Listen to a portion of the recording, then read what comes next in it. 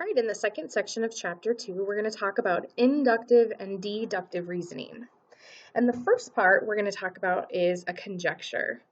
And to make a conjecture or to make a statement, I'm going to use some observations. So I'm going to look at maybe a pattern, or I'm going to look at some evidence, and then I'm going to make a statement or kind of a prediction about what's happened.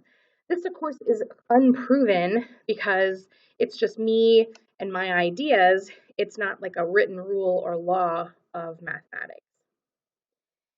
So to talk about the first part, which is inductive reasoning, it's going to use a pattern to make that conjecture, or to make that statement or guess. So I did an example of something like this. So I had a little circle and it had one circle. The next level had two circles. The next level had three circles. So I could use inductive reasoning or finding a pattern to say what I think is going to happen in the next. So if I'm making a conjecture, I could say that I think that the next row is going to have four circles in it because this had one, this had two, and this had three. So I think the next one is four. Again, it's unproven because it's just what I think. I don't know for sure that that's what's going to happen, but it's what I think is going to happen. And the next part is talking about a counter example. So let's say I make a statement and this conjecture is going to be disproven. So it's going to be proven that it's false by just one example. So if I decide to make a conjecture and somebody can show me a place where it's not true, that's called a counter example. And it only takes one example to say that something is false. You don't have to prove it a whole bunch of times, but if you have one time where you see that it doesn't work, then you can use that as a counter example to prove it's false. The last piece here we have is deductive reasoning. And deductive reasoning uses the facts. This one's proven.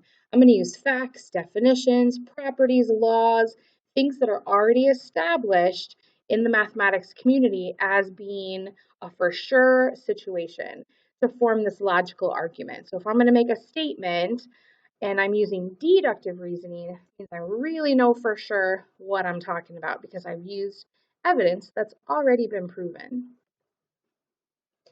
Now, within that realm of inductive and deductive reasoning, we're going to see some laws of logic.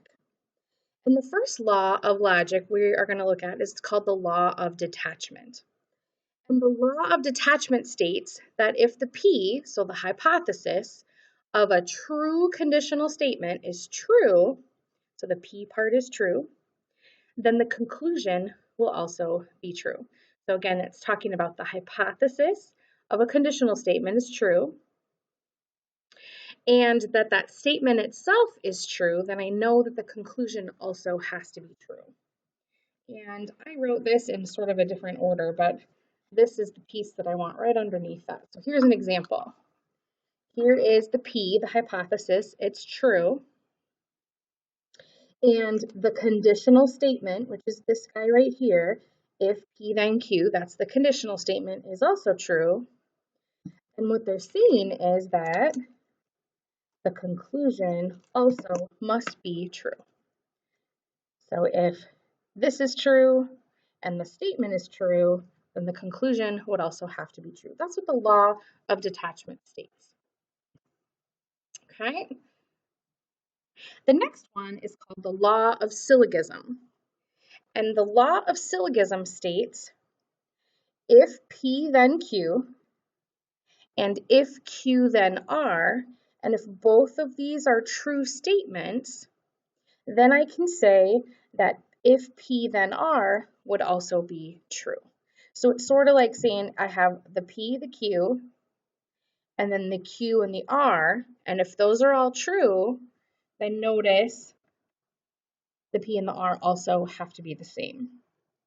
So I did an example so you could kind of see that. So this is kind of like the P. If I say 4 plus 5, and this is the Q, is 9, then the Q, which was 9, is also equal to R, which is 3 plus 6. So again, these are all the same. This is 9, this is 9, this is 9, this is 9. Then I can also say that the P and the R are the same. That's what the law of syllogism is all about.